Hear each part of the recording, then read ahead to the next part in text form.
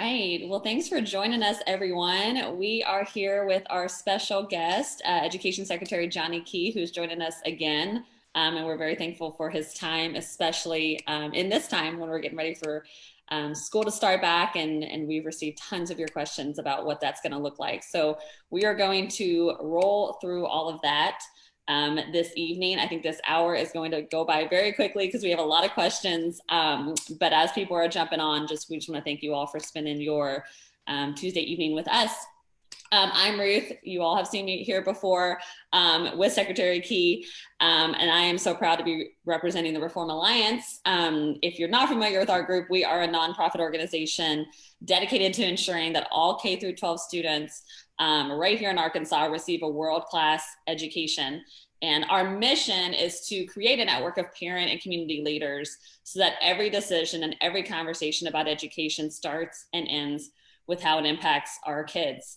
And certainly this is an interesting time as COVID-19 has changed the way we do pretty much everything from going to the grocery store to gathering for events. And of course, it greatly impacts how our children learn and what that's going to look like come August. So like I mentioned, we've received a ton of questions. Thank you for your interest and thank you for joining us here tonight.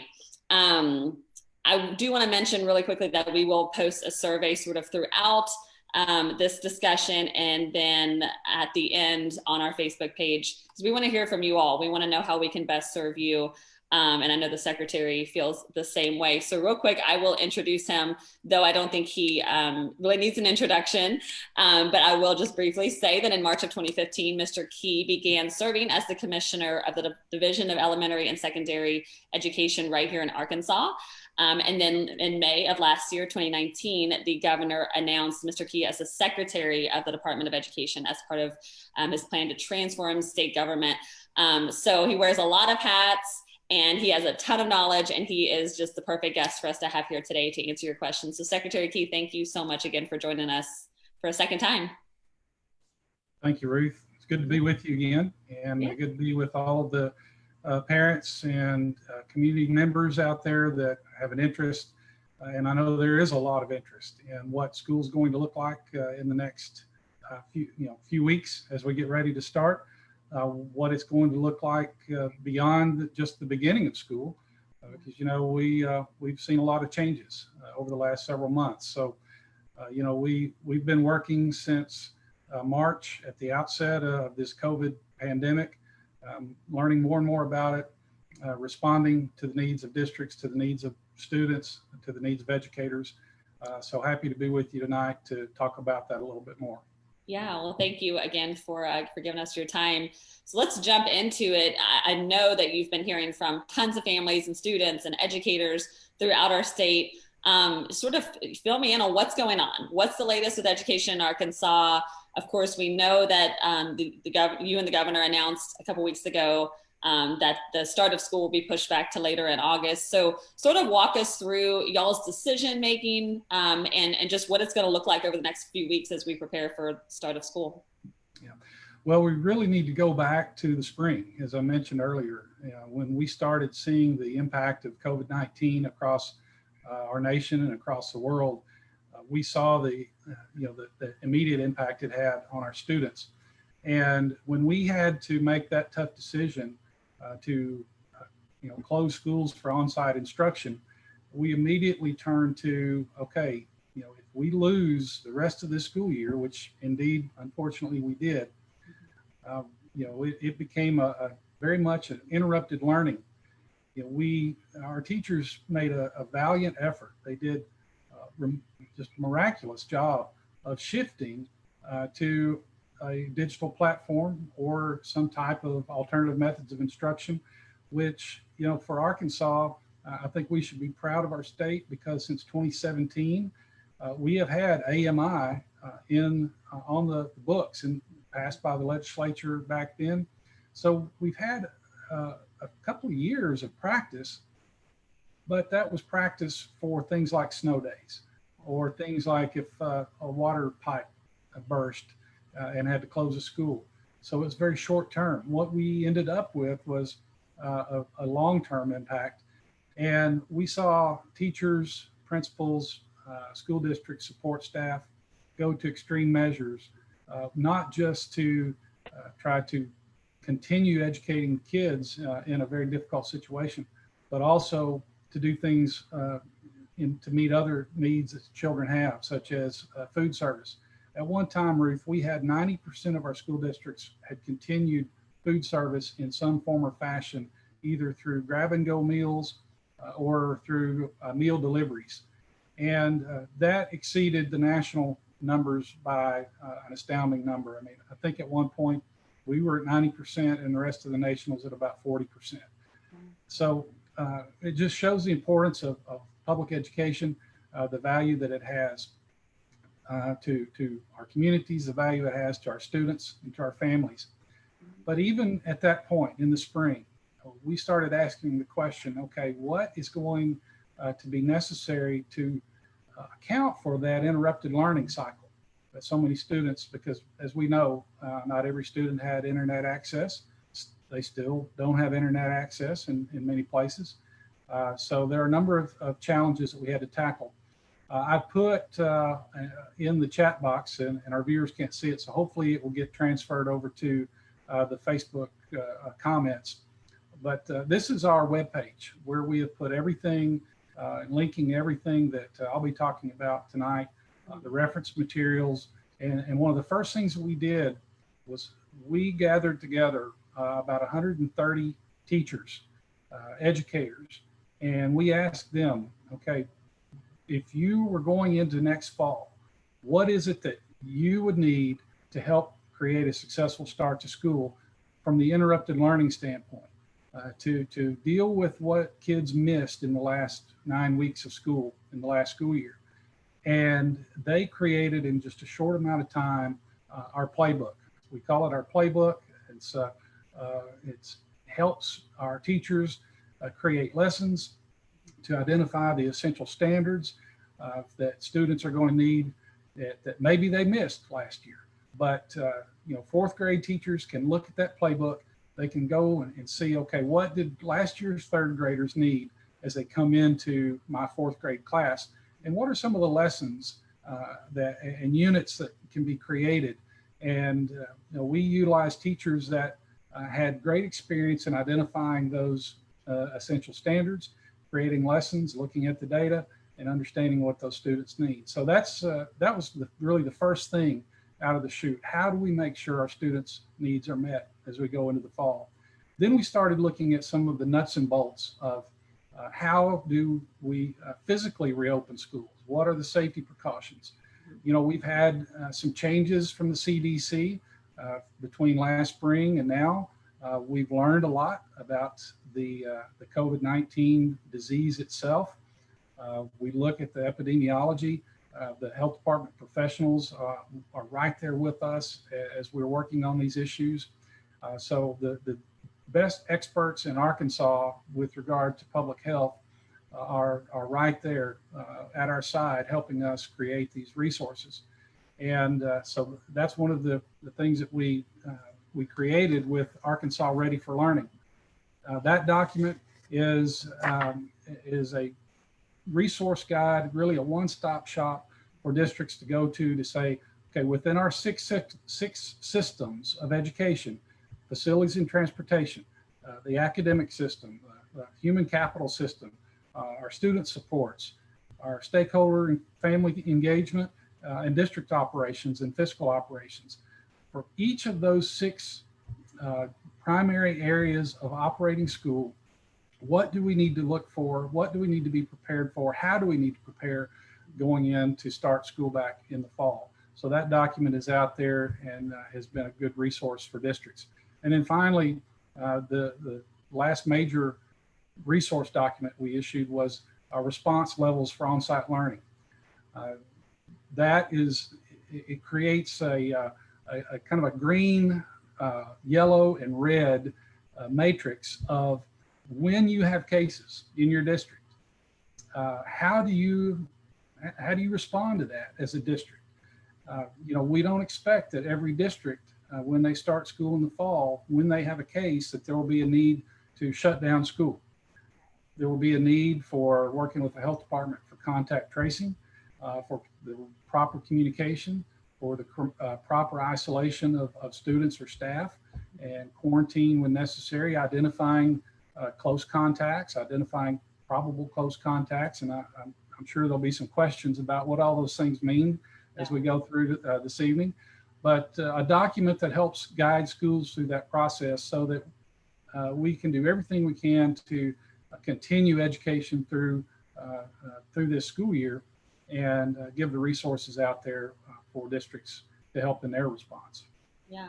So a lot of work's been going on, Ruth, over the last few months. I see that. Well, I don't think anyone can doubt that you all have been very dedicated to making a plan the last several months, and we certainly share y'all's belief that this is important. It's important for our kids to get somewhere where they can learn effectively. So how has this worked? You know, of course, y'all announced, like I said, you and the governor announced a couple weeks ago that the start of school would be pushed back a little bit to more toward the end of August. So have you left the mandates and the specifics up to the districts? As we've seen news pop daily of, like, I know for example, Fort Smith is requiring masks in schools. So how has that worked? Did you all include in your document, you know, guidelines? Did you leave it up to them? How's that sort of going to work going into the fall?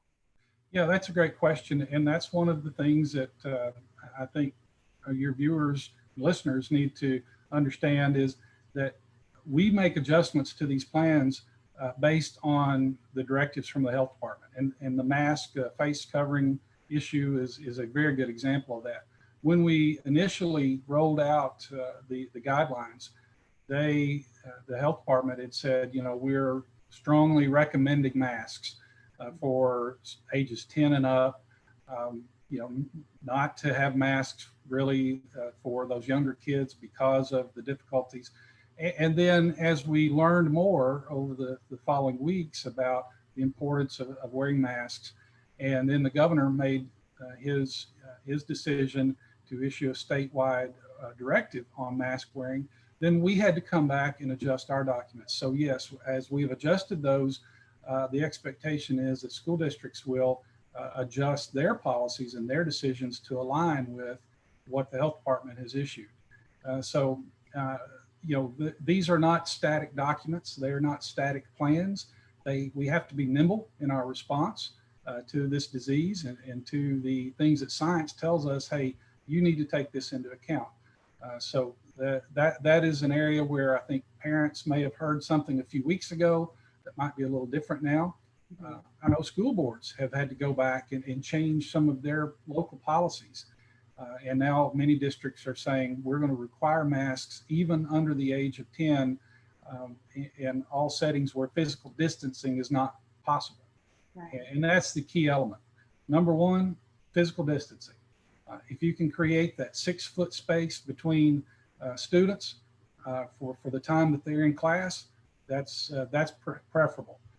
If you can't, then the masks adds that layer of protection.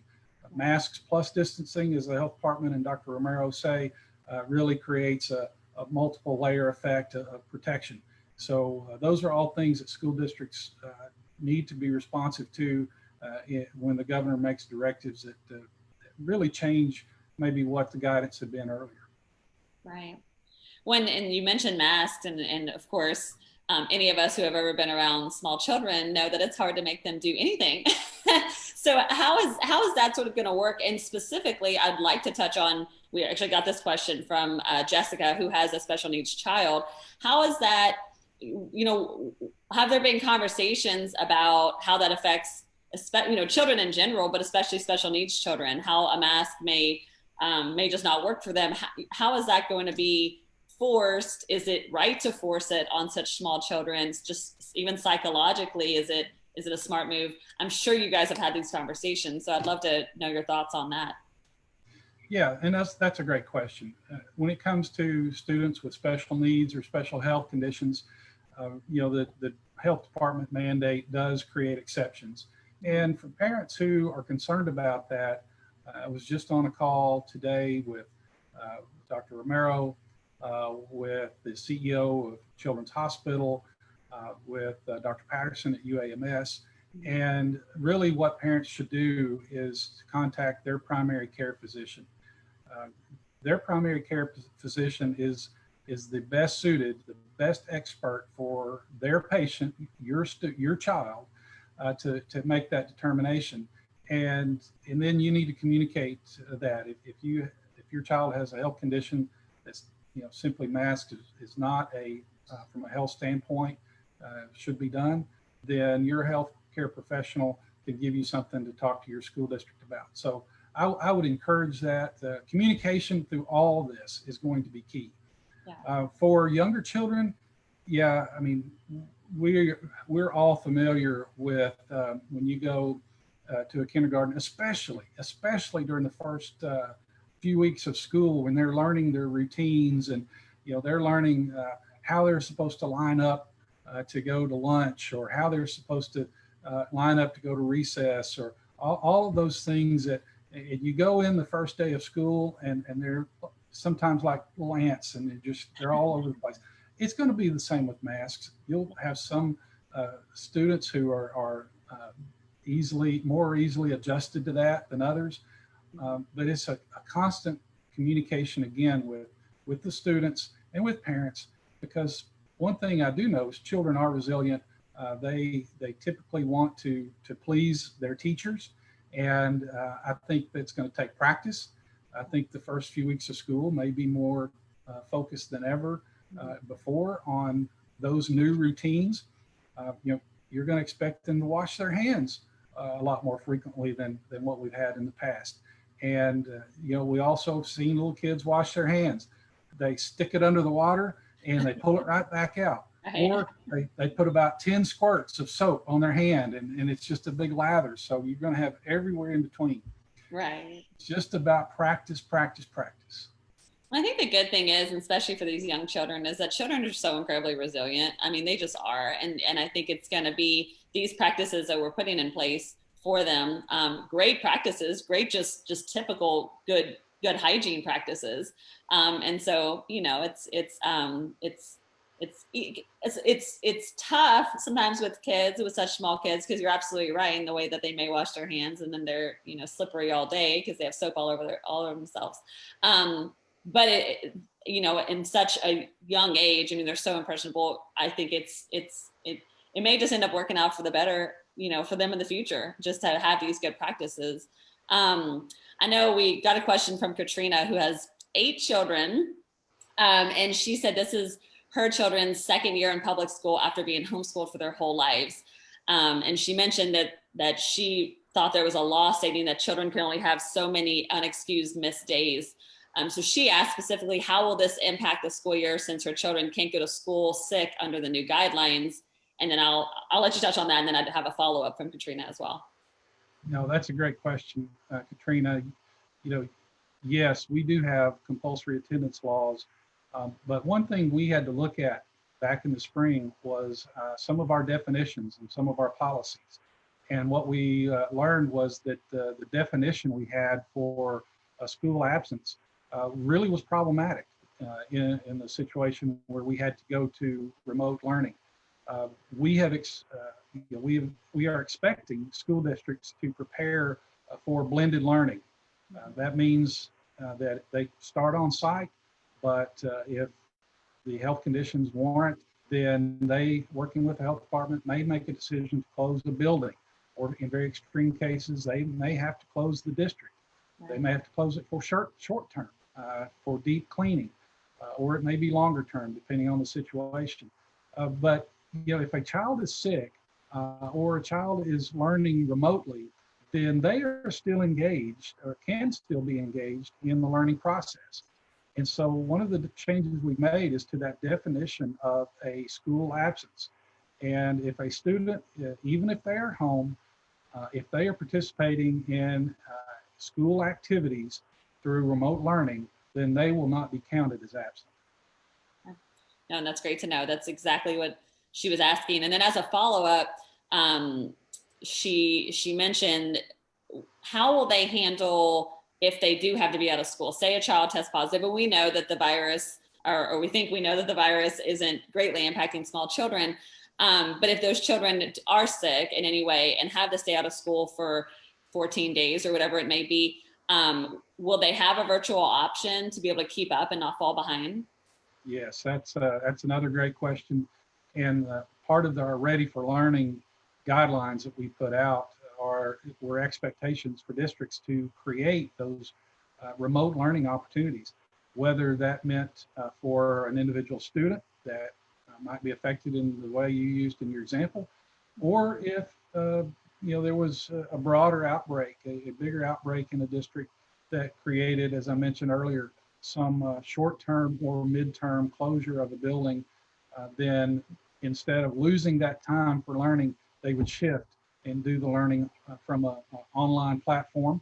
We've used our federal funds in Arkansas to provide an online platform for districts that didn't have one. They didn't have to use it, but we provided through our partners virtual learning opportunities. Arkansas Public School Resource Center, Virtual Arkansas have been great partners throughout the last several weeks of creating these opportunities, and a number of districts are deploying those solutions right now. So I would just check with your local school district. I know many districts are in the process of surveying parents to see what their needs are. And so if you haven't, if you're new to a district and you have not received a survey opportunity, then I would encourage you to contact your school district. Say, hey, look, I'm enrolling kids. We've not been here before. What information do you need from us to make sure we're ready to go when school starts back? Yeah. Yeah. And districts, from what we've seen, have been very helpful. And we actually, on our website, thereformalliance.org, as we see news pop from different districts, we have been posting it there. So go to our page and check out those parent resources to kind of have a one-stop shop and find what your district's doing. And another thing, as I mentioned earlier, we're going to be posting a survey throughout this discussion. And we really want folks who are tuned in to go fill that survey out. And one of the questions is, has your district communicated a plan with you? And if so, sort of what is it? And if not, let us know, because I know that we can get in touch with the district, or perhaps you all could as well, Secretary Key. So switching to, we got a question from Christy, who's a teacher from Whitehall. And we talked about how students will keep up if for some reason they have to stay home due to sickness or for other reasons. For a teacher, if a teacher has to be tested and has to quarantine for 14 days or whatever it may be, how will those days affect his or her sick days? Yeah, now, that's a great question. And I will say that we've received that question a lot over the last several weeks, and the governor has too. And the governor has met with the two major teacher groups, Arkansas Education Association and the Arkansas State Teachers Association. Mm-hmm. And I think that issue came up in those meetings. So in response to that, the governor asked me and my team to explore how we can look, is there a possibility of looking at a policy change and funding to go with it to create some type of opportunity so that teachers that do have to quarantine won't be expected to lose that time, lose that pay, won't be required to use all their sick days. One thing we know is, especially if you are a relatively new teacher, you may still be building up your sick days in your district. If you have children, you probably use all of your sick days during the course of a year. And the governor wants to be very responsive to that. So we're working on putting something together to present to the governor on to address that issue. And hopefully in the coming days, we'll be able to announce what we've come up with. Great. Well, we look forward to that announcement. I know teachers out there do as well. What are your thoughts? And I've heard this discussed in other virtual town halls just like this. What are your thoughts about substitutes? So of course, we always rely heavily on substitutes and they're extremely helpful. But in this time where more teachers may have to be out for one reason or another surrounding the virus, what are your thoughts about substitutes? Are you comfortable with the quality of the education that they'll be able to provide to our students should we need them? No, that's another great question. And the issue of substitutes is a challenge in a normal school year for some districts. Yeah. Some districts find it harder and harder to find substitutes to get them in the buildings, and sometimes it really does stretch. And often what that creates is teachers that are there end up having to cover more than one class, or have to split time between their classes uh, so that students' needs are met. That's the importance of our document, our response levels guidance for on-site instruction. What that document does, it walks districts through a thought process. So yes, they need to be securing substitutes now, but let's say, for example, you have a building, say an elementary school, and in that elementary school, that maybe your district has more than one elementary school, and you have one elementary school where there may be an outbreak of COVID, and working with the health department, you may have to make a decision as a principal, as a district leader, to temporarily close that building. We do that during the flu season. That's not uncommon. But when you make that decision, it helps you redeploy the substitutes maybe to those other schools. So all of those elements are really covered in different scenarios in that response level document. And we've been having a lot of conversation with superintendents about that topic. So obviously, substitutes they we need them. They are valuable, and they provide a great service. We cannot rely on substitute teachers to carry on the learning.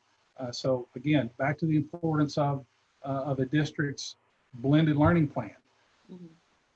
If we have a solid blended learning plan in a district, that lessens the reliance on substitutes, and it relieves that pressure if you're having trouble in the district coming up with sufficient substitutes for covering all your absences.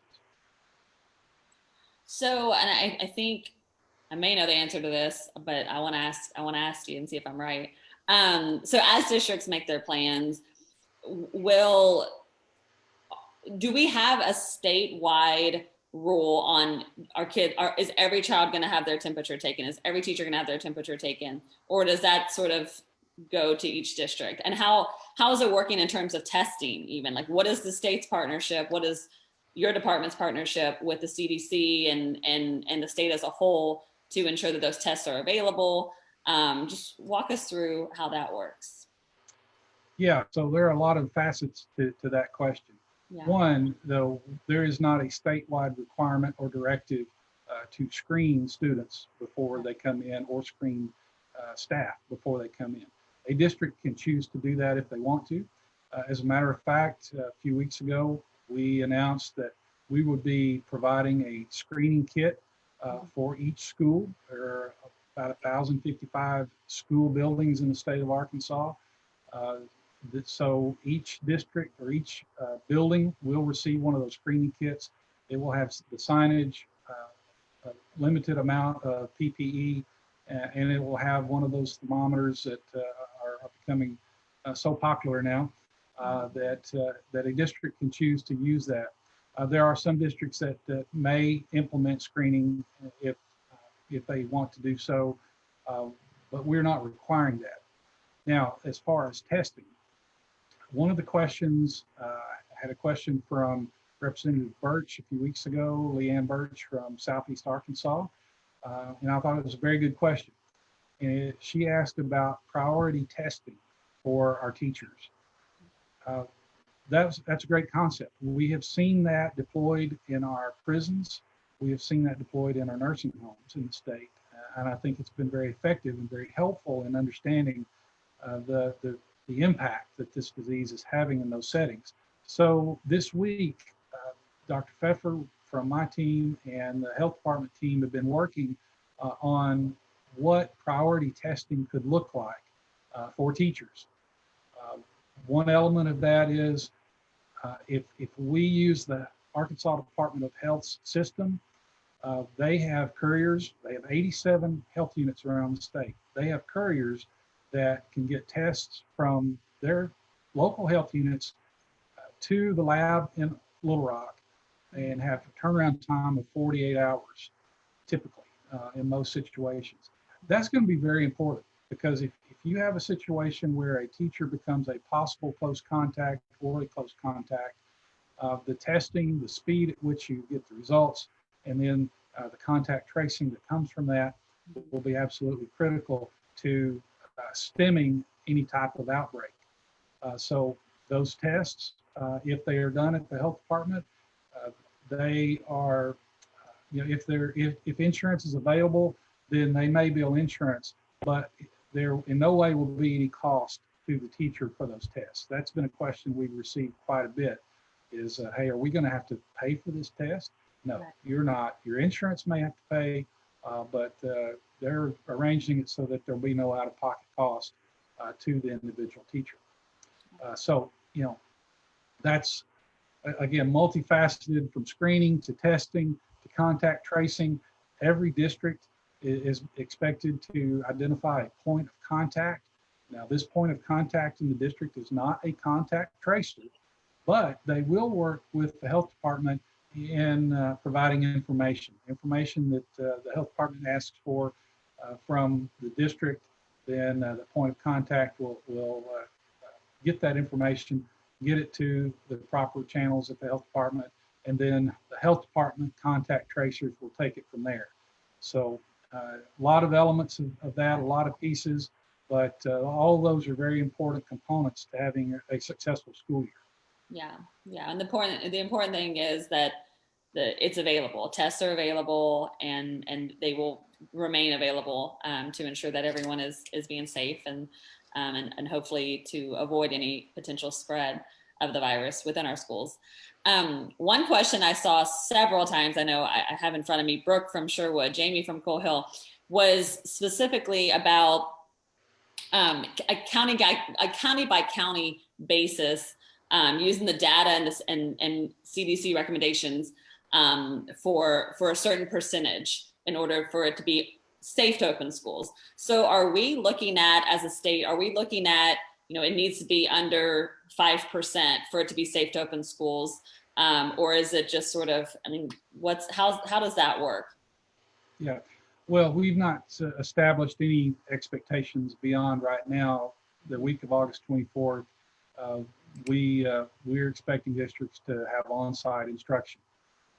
As you saw today as we're having this teletown hall, it's July 28th, and if you watch the governor's press briefing today, he showed a new map that talked about the positivity rates across the state, and you can see there are, I think it ranged from 1.5%, which is very good, up to 20% or maybe even higher, which is definitely not what we want to see.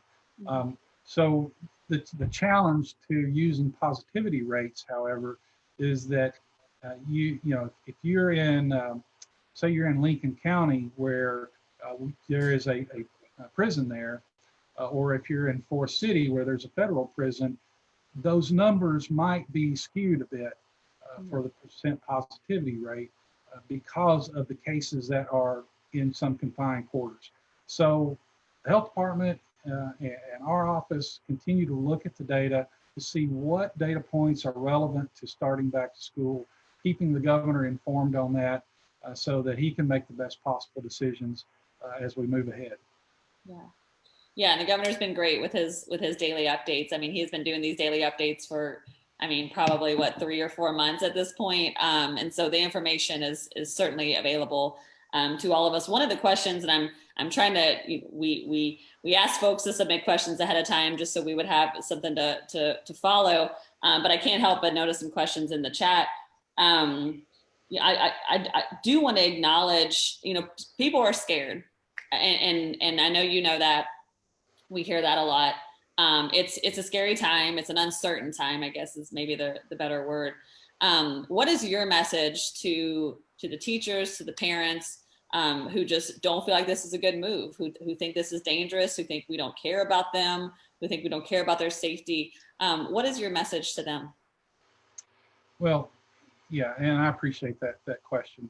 It is a fearful time. There are people who are fearful about uh, what they see on the news on a daily basis, what they read in the various news feeds that are out there. And 1:30 every day has become a routine for many people, so they can hear what the governor has to say, so they can hear what Dr. Smith and now Dr. Romero has to say about it. And they're also looking at the national trends and the national news. It is a time where people should be concerned, but the fear should not get in the way of one doing the things that we know will help stem this tide. And the public health experts tell us the use of masks, the use of social distancing, not avoiding congregate settings of large people, and then as that relates to the school business and the school buildings, it's where do we make those mitigations? How do we take those precautions and scale them at a level that's right for a school? And that's where I think in the districts that have good plans, strong plans, and they have had a lot of community conversation, they have had robust Ready for Learning committee discussions. They have incorporated teachers into those Ready for Learning committees, which, if I were a superintendent, I don't know how you have a Ready for Learning committee without having your teachers there. Right. With your area health professionals. I look at many of these committees and they have doctors or they have infectious disease specialists that may be in their area. In those districts where that is happening, you see that fear that has built up, and now it's easing because there's more understanding of, okay, I see now how my district is handling this safety situation, this health situation, and I can see now how they're going, maybe they're not going to have big assemblies. Maybe they're not going to have pep rallies where kids are all in a gym piled in together. They can see how, okay, the lunch schedules are staggered. The class schedules can be staggered. Just the number of those mitigating instances where they see what's going on and that fear starts to subside, and really that fear becomes it gets replaced with confidence. That confidence is going to be driven by the actions at the local level. We have to trust local leaders to do the right thing. As you have seen, it is very difficult to mandate the right thing from Little Rock, even with mask wearing. It's something as simple as that. And we see situations around the state where maybe that's not really, they're not really paying attention to that like we would hope they would. The schools have to be that place of safety. They have been for decades. And that's driven by what school leaders do and how school leaders take the guidelines that we've put out along with the health department and put those into actionable plans and then communicate those plans to their communities, to their staff, and to their students and parents.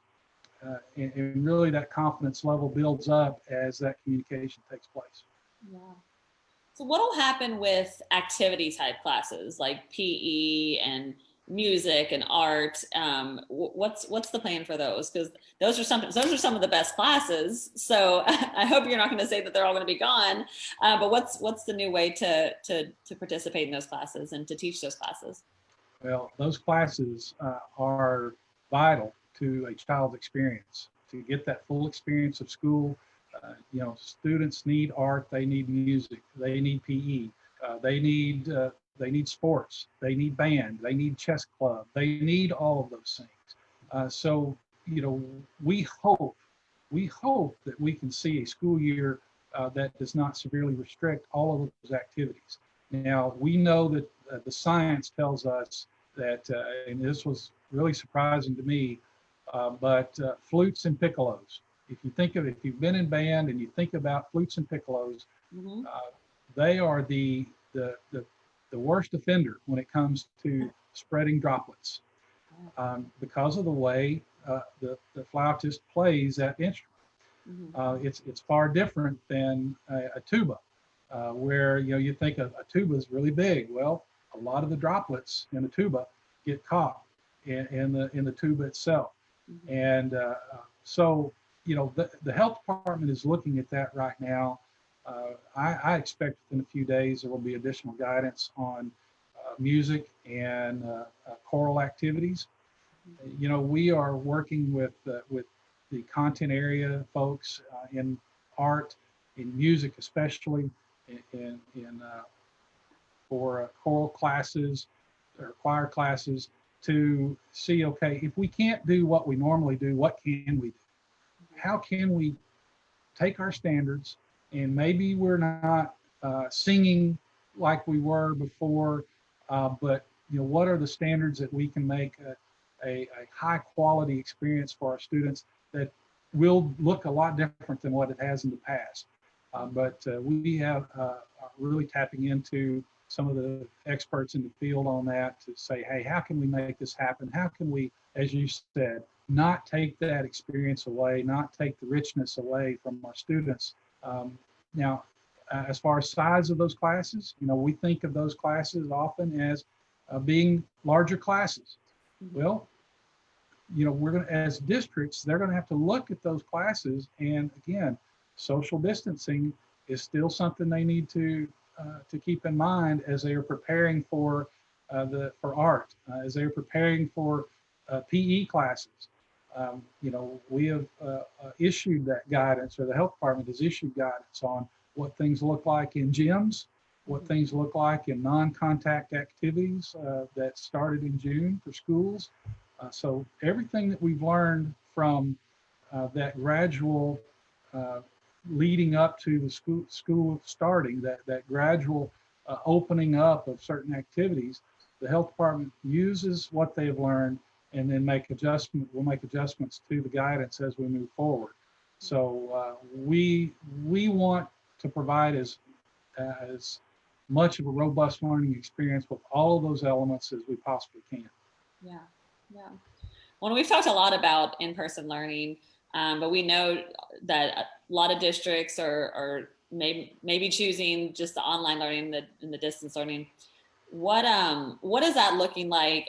Of course, as we completed last school year, and the last time you and I spoke on here was, I think, like April or May. So it was toward the end, and every student pretty much was doing distance learning at that point.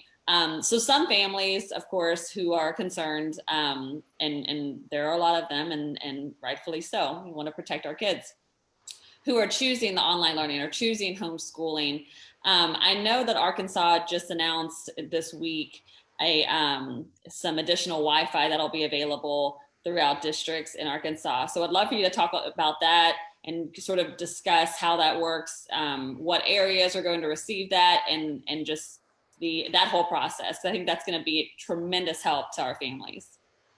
It is. And you really opened a wide area of conversation when you talk about online learning. Mm-hmm. I remember it wasn't that long ago, 3.5 months ago, the emails that I would get from parents, and they were saying, this is not working for us. Online learning is not what my kids need. We've either got to get back in school, or just, some of them even said, please just cut the school year short. Just stop it now.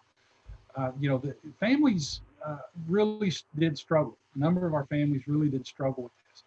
Thinking too, in terms of, I think one of the questions you said that maybe the questioner had 8 children. Yeah. Think about what that looks like in a household. Yeah. When you have 8 kids potentially trying to log on to Wi-Fi, it's hard enough in some places, if you do have good Wi-Fi, to stream a movie without buffering. All right. Right. So think about 8 kids trying to be on. It's unimaginable. Yeah. But the announcement this week that governor has allocated $10 million of, we call it GEAR funding, Governor's Emergency Education Relief Fund. Mm-hmm. It's one of the many funds that came from the CARES Act, dedicating $10 million of that for Wi-Fi access points. And every district in the state will have an allocation of these Wi-Fi access points. The distribution will be based on enrollment, and it's intended to help fill the gaps.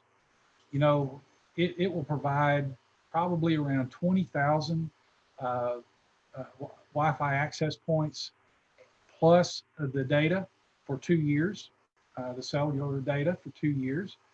So that's I think Verizon, AT&T, and T-Mobile have all signed on now with that. So we have the three big carriers, and so it's going to make a difference to a lot of families. Here's where it even makes a bigger difference, is that all three of those carriers have agreed to make that state pricing available to the local school districts.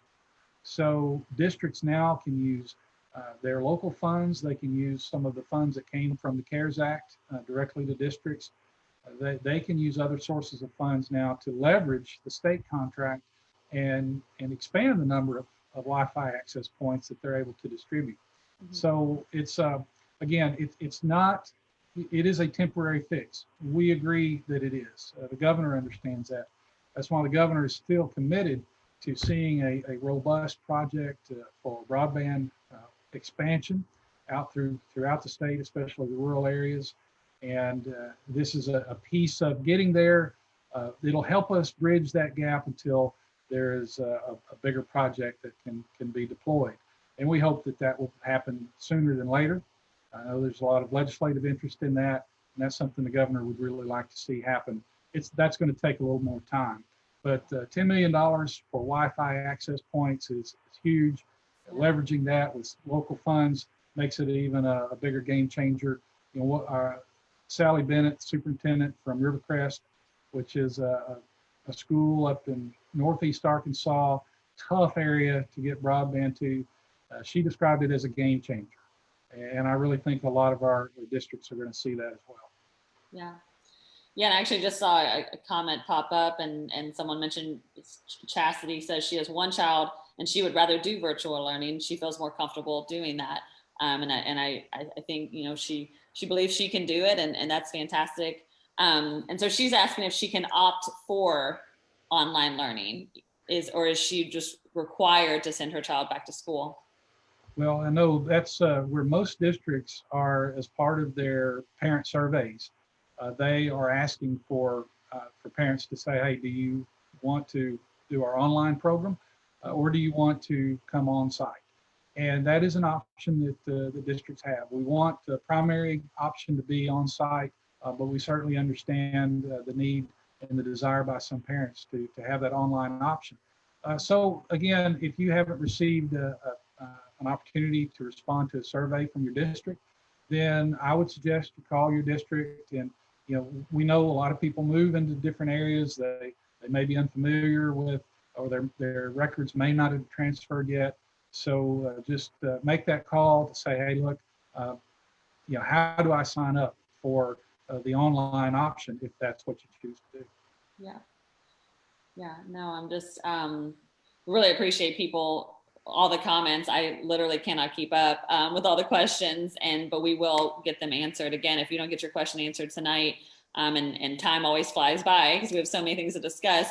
If you don't get your questions answered, please email them to us, send us a message on Facebook, send us a direct message on Twitter, and we will work with Secretary Key and his team to get those questions answered for you. And also the document that Secretary Key mentioned, we have posted throughout this, the chat of the Facebook Live, and we will also post all over our social media after this. So I think he mentioned probably all these questions can be answered in there. I'm looking through, I know we're sort of getting down to the last couple minutes here. I know you're talking with families, and you mentioned hearing from families back at the end of last school year. What is their biggest concern? You know, so we issued a poll, and we asked, are you more worried about your child maybe having learning loss, or are you more worried about safety? And overwhelmingly, I think it was like 85% to 15%, with like 1,000 votes, was the safety, the health aspect of it. So are you hearing the same thing? And what are you hearing from parents in terms of, I mean, do they really believe their children need to go back to school? I mean, we've seen nationally, even the president talking about, the children just need to be back in school. Is that what you're hearing as well from families? The families that we're hearing from really present a wide range of concern. The Obviously, the health of your child is always top priority. As a parent, whether you're teaching them how to ride a bicycle, or whether you're trying to decide whether to go to school or not on site in a pandemic, I mean, your priority is the safety of your child, the health of your child. So yes, I mean, that's always first and foremost. We also are looking at the risk benefit. We know that there is a risk to students not being in school. Uh, Part of it is the lost learning, interrupted learning, but other parts are just the intrinsic aspects of a child going to school. The interaction they have, the relationships that they develop, the coping skills that are so important. That's why part of our blueprint that we established early on incorporates our Guide for Life, which is our social emotional learning program that we have established and implemented about a year or so ago. And so all those elements are critical. So it's a mix.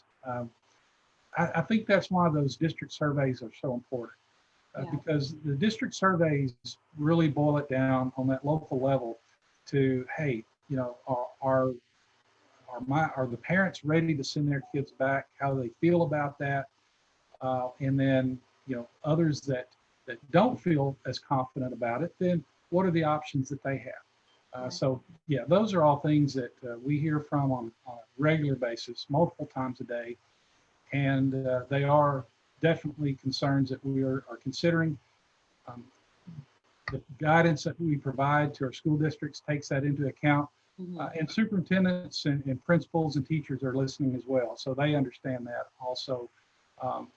Teachers definitely want to be back in school, but they do want to be there safely. They want to know that the precautions are in place. And so really we're all in this together and working as a team, taking into account parent considerations, teacher considerations. Those are all things that we need to work together on. Yeah. I want to get one more question in here because I keep seeing it pop, and I'd wanted to move to the virtual side of things, but I will ask this for the teachers who are asking about class sizes. So in the document that you all put out, did you all, or in any other way, have you all addressed what you would recommend for class sizes, or are you leaving it up to the local districts to decide? Well, that's something that local districts can decide, and really the data that they are getting from their parent surveys are going to help them with those decisions of what class sizes look like. There's not a mandate for reduced class sizes, and it's kind of a balance. On one hand, we get questions about, hey, are you worried about teachers coming back or a teacher shortage? On the other hand, we've got folks asking about, are we going to mandate reduced class size? Well, really, you have to find a balance, because if you reduce class sizes, you need more teachers.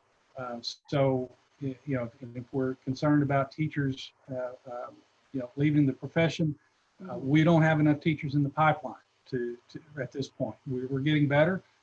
We've seen great improvements in that over the last 4 years, but we're not where we need to be. We got to keep working on that. So it's really balancing that out. We expect, and I've heard reports from districts that in their initial surveys, anywhere from 20 up to maybe close to 40% of their parents are saying, look, we want to opt for online learning. If that happens, then you're going to be able to do more with class configurations and class sizes with those kids that are coming on site. But when districts get that data, they'll be able to make those educated decisions based on that data. Right. And so the reason that there's no statewide mandate is just because as school districts are hearing from their students and their families, they'll be able to better prepare, which makes sense, because if they don't know how many kids are coming back to school, then you really can't issue a mandate, right? I mean, Well, Makes in sense. every district is different. If you Yeah. issue a statewide mandate on class sizes, that would have relevance in one district, and it may not have relevance at all in another district. If you're in Marion County, for instance, and your positivity rate right now is 1.5% since back in the spring, you don't have a lot of community spread. Uh, it wouldn't make a lot of sense for us to mandate to Yellville Summit, okay, you've got to cut your class sizes in half. Right. That may make a lot of sense in Fayetteville, where you have a hot spot. But again, it's looking at that local data and districts making those decisions based on their capacity to do that, and having that data in front of them is going to be invaluable in that decision-making process. Yeah. Well, we really appreciate your time. I know we're kind of coming down to the wire, and I want to give you an opportunity to provide some closing remarks to folks who are listening and viewing.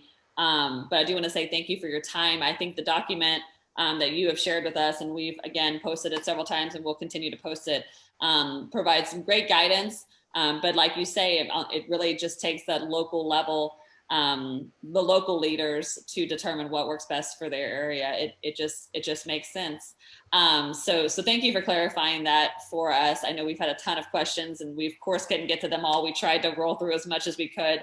And all of the questions asked tonight were questions that came directly from folks who were interested in this event. So thank you for your time. I'll give you a minute or two if you'd like to provide some words of encouragement to folks out there, and just let us know what we're looking at in the next couple of weeks.